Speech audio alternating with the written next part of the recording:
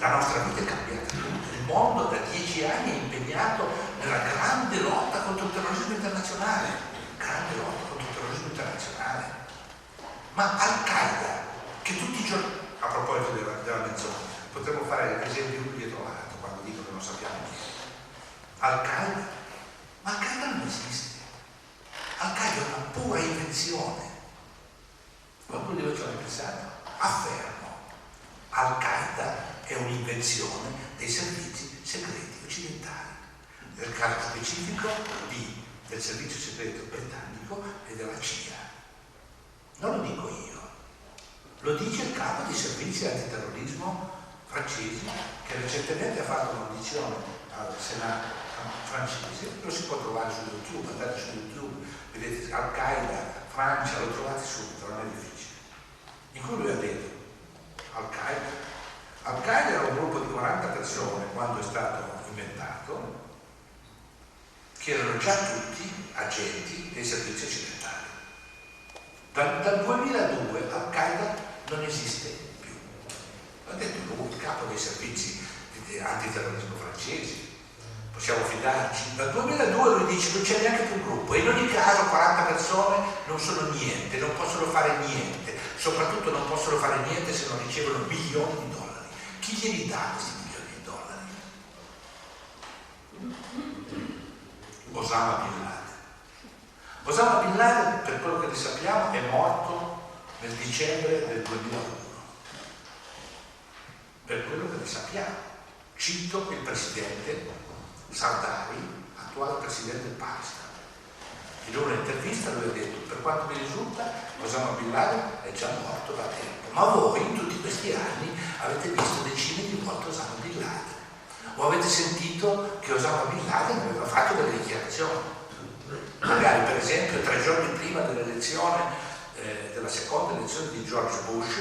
Osama Bin Laden è apparso con un video in cui diceva: voi occidentali siete tutti maledetti, vi faremo fuori, vi faremo vedere come siamo capaci noi di farvi rinsalire.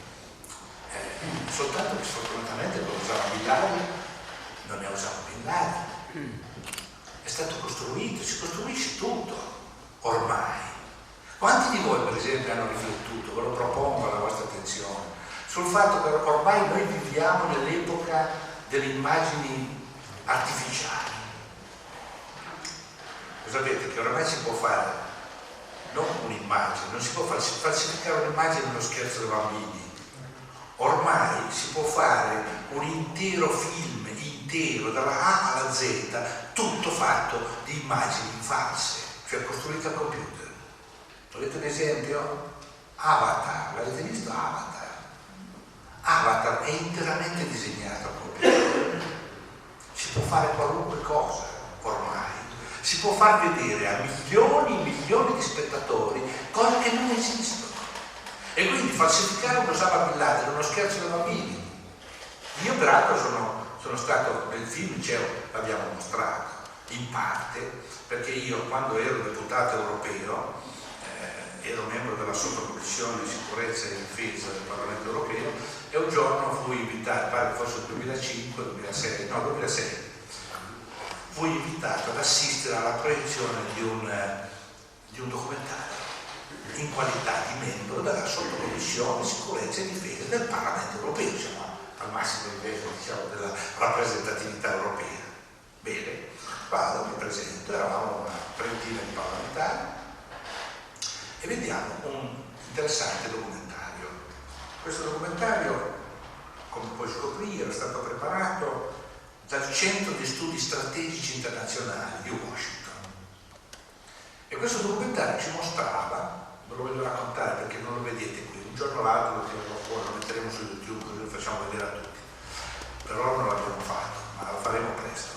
Questo documentario ci faceva vedere una esercitazione militare, o meglio, la trasposizione televisiva di un'esercitazione militare, la quale era, ve la dico in 3 parole, era l'esplosione di una bomba atomica nel centro di Bruxelles, dove eravamo noi seduti, eravamo lì a Bruxelles, e c'è un bel film fatto negli Stati Uniti dove appare il racconto di che cosa accadrebbe in Europa se improvvisamente una bomba atomica venisse fatta esplodere dentro il centro della capitale europea, che è poi anche la sede della NATO.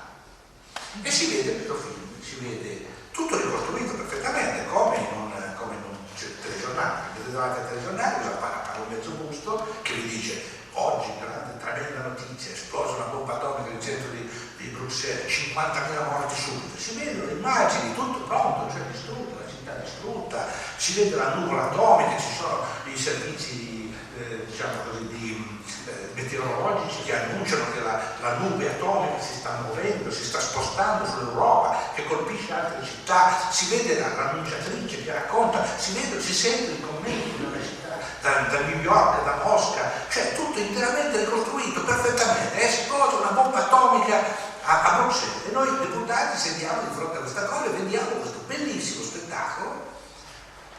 Siccome sapevamo che la bomba atomica non era esplosa, non eravamo molto preoccupati, ma devo dire che se uno non l'avesse saputo avrebbe immaginato pure che era vero.